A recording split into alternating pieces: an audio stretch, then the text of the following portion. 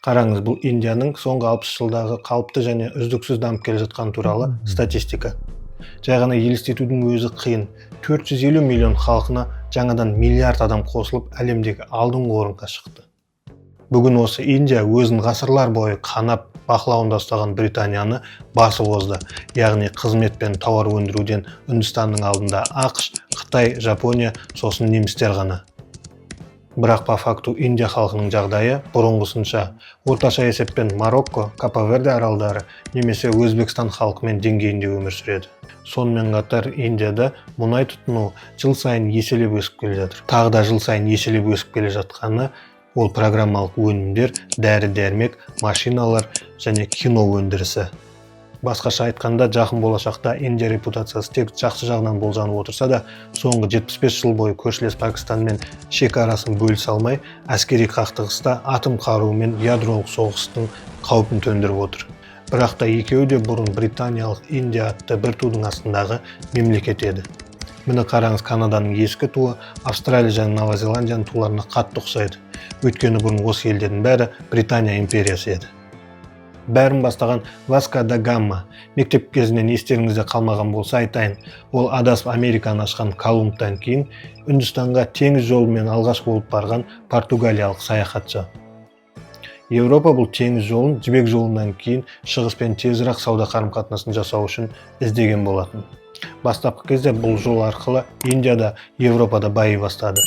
Бірақ Индия халқы көп болса да 400-ге жуық тайпадан құралған, ауызбіршілігі жоқ және қару-жарақтары да әлсіз болғанын түсінген Англия тез жаулап алып және бөліп алда билей бер деген саясатын жүргізіп, 2 ғасыр бойы түрлі айлалармен Индия халқын бір-біріне араңдатып, ауызбіршілігі жоқ болуын қадағалап отырды.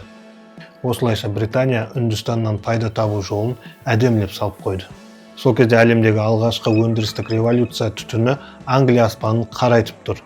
Үндістан колониясынан қант, шай, специи және осылардан да маңыздырағы мақта мен жүнді алып кетіп, осы фабрикалар жасаған жіптер, киімдер мен түрлі бұйымдарды үнділердің өздеріне сатады.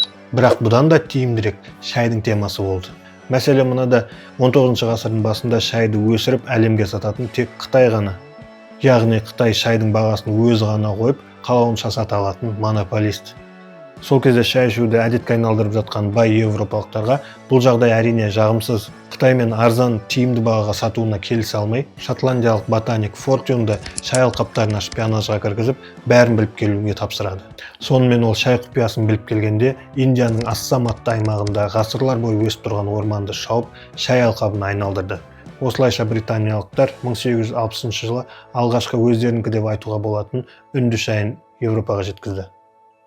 Ал бүгін Индия әлемде шай өндіруден лидерлердің бірі. Кез келген жерде халықты қинап, тонап, қанап жатқанда бұны тоқтататын адам табылады. Үндістанда бұл Махатма Ганди. Гандидің зұлымдыққа, зорлықсыз қарсы тұру идеялары мен жалынды үндеулерінің арқасында Британия империясы құлады және Үндістан өз егемендігін алды.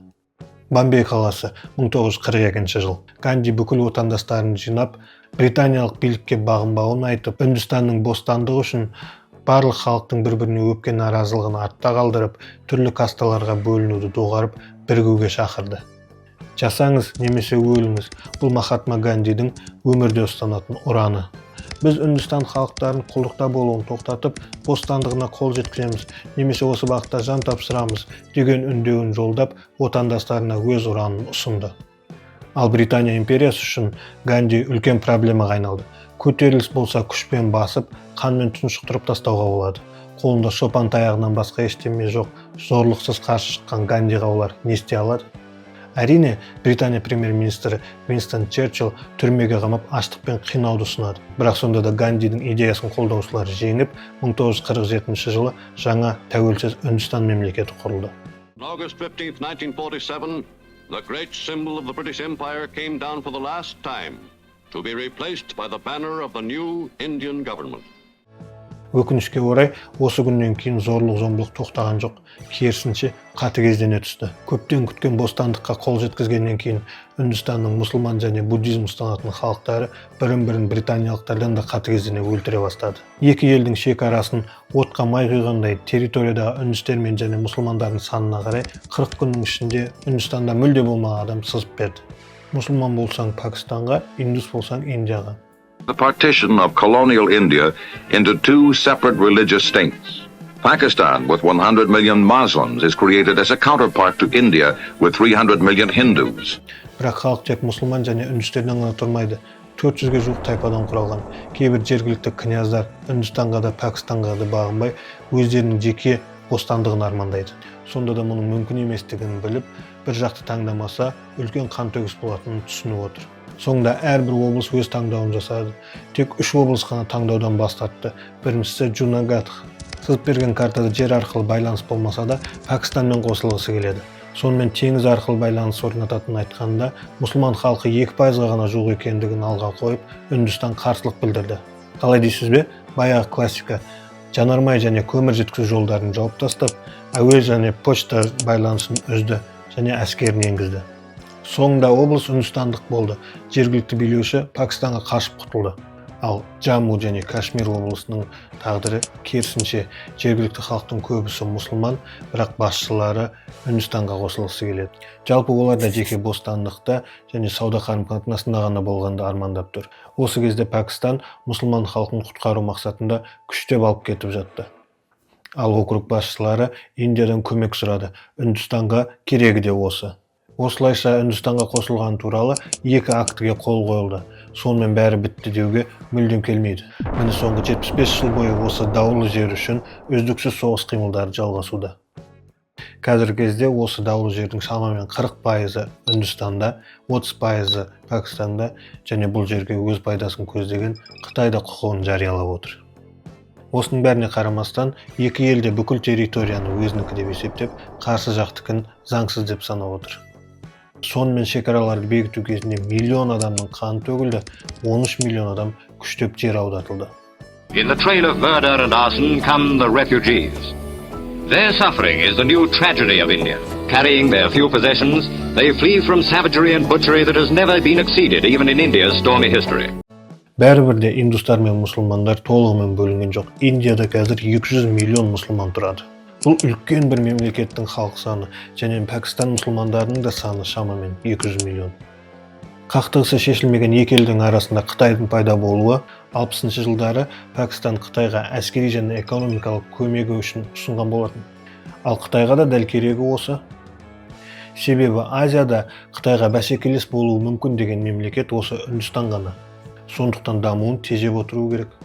Осы пікірме дәлел айтайын. 2022 жылы Орта Азия президенттерімен Си Цзиньпин онлайн конференция жасаған болатын. Араға 2 тәулік салып, дәл осы құраммен Үндістан премьер-министрі онлайн конференция өткізді. Олар неге бірге жасай алмады дейсіз бе? Біріншіден, қазір Қытайда ақша көп, Орта Азия елдеріне инвестицияны қарызға беріп, қолында ұстауға қуатты. Бірақ Қытай өз елінде мұсылман ұйғырларға репрессия жасап жатқаны алаңдатады. Ал осы орайда мұсылман халқы көп Үндістан, Орта Азия елдеріне тартымды көрінуде.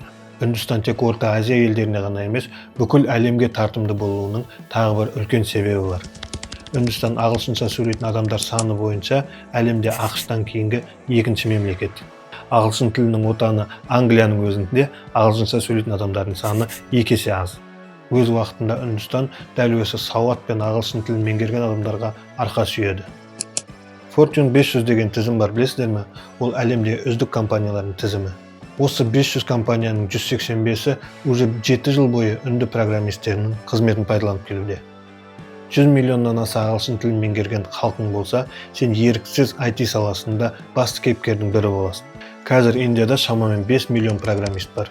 Үндістандағы программистердің отаны мына жердегі Бангалор қаласы. Үнді стартаптарының бәрі осы жерден басталып, Google, Microsoft, Apple, Adobe, SAP сияқты IT-дің басты компаниялары осы жерден өз офистарын ашқан. Бірақ 50 жыл бұрын бұл жерде ешқандай стартап ашатын ой болған жоқ. Бұл жерде әскерилер жаңа технологияларды жасау үшін шекарадағы қарсыластарынан алыстау болғаны үшін таңдаған болатын. Мысал, Совет одағындағы Байқоңыр сияқты сыртқы көзге жасырын жер. Сонымен 80 жылдары Бангалор Кремниевый долинаға емес, СССР-дің ғылыми институттарына ұқсайды.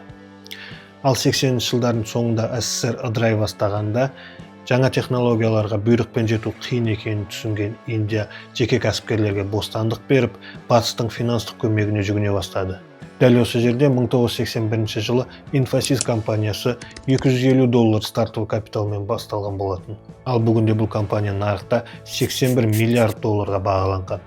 Қазақстандық кез келген компаниядан әлдеқайда үлкен. Осылайша 84 жылдан бастап Үндістаннан ақыл иелерін алып кетуге және жергілікті арзан қызметті пайдалануға америкалық фирмалар өз филиалдарын осы Бангалорда аша бастады. Сонымен СССР толығымен жойылып, Қытай мен Үндістанда барлығы либералдық режимге өткенде, сол Infosys ерекше қарқынмен дамыды. 93-те акциялары нарыққа шықты және Үндістанда алғаш болып программистер кампусын ашты. Бүкіл елден Бангалорға жастар жұмыс пен білім іздеуге жиналды. Осының арқасында 2000 жылдары Үндістанның үмітті стартаптарының гүлдену кезеңі басталды. Қазіргі кезде Бангалор әлемдегі единорогтардың 6 астанасының бірі. Білмейтіндер арамызда болса, единорог деп соңғы 10 жылда IT саласында 0-ден миллиард долларға дейін жеткен компанияларды атап жүр. Міне единорогтар астанасының тізімі. Бірінші орында әрине Сан-Франциско, екінші орында Нью-Йорк, сосын Шанхай мен Пекин, бесінші орында Лондон, алтыншысы Бангалор. Алайда осы 5 миллион программистердің өмірі балдай болғанмен, бұл басқа халықмен бірдей көрсеткісі емес, өйткені олар миллиардтан көп. Үндістан қазіргі кезде 20-30 жыл бұрынғы Қытайдай деген әңгімені естіген шығарсыз. Экономикалық қарқынды даму өте көп және арзан жұмыс күші. Бірақ Қытайдан да айырмашылығы Үндістан даму жолының басқа түрін таңдаған. Пекин өз таңдауында Азия тигрлері Оңтүстік Корея, Тайвань, Сингапурдың жолын дәлме-дәл көшіріп алды. Нақтырақ айтқанда, Дэн Сяопин батыстың ақшасына шексіз завод-фабрикалар салып, жергілікті халық көк тиынға сол фабрикалардың роботтары сияқты жұмыс жасаған болса, Үндістан өзінің өте көп халқы бола тұра басқа жолды таңдаған. Олар әлемді сапасыз заттармен толтырудан бас тартып, программалау, фармацевтика, медицина, қосалқы бөлшектер сияқты қиын салаларда лидер болуға бел буды. Осы жолды жаңа аталған ағылшын тілін меңгерген жоғарғы білімді мамандардың арқасында алып шықпақшы. Оған қоса айтатын болсақ, Үндістанда халықтың басым бөлігі жастар. Статистика бойынша ел арасында 2-ның бірінде жасы 25-ке толмаған. Басқа елдермен салыстырғанда орташа есеппен үндінің, Қытайдың, жапондықтың жастары. Бұндай жас адамдардың жаңа технологияларды тез меңгеріп, ары қарай дамытуына жеңілірек болады. Ал сонымен қатар еңбек нарығында ай сайын жаңадан миллион адам келіп қосылып жатқан бәсекелестікте өмір сүру қандай қиын екенін елестетіп көріңізші. Сөзімнің соңында айтқым келгені, халқы өте жас ең көп Үндістан, көршілес Пәкістан немесе Қытаймен соғысып қалмастан экономикасын ары қарай дамытқаны маңызды деп ойлаймын. Контент ұнаса да, ұнамаса да, осы жерге дейін көрген болсаң, лайк басып, коммент жазып жіберші.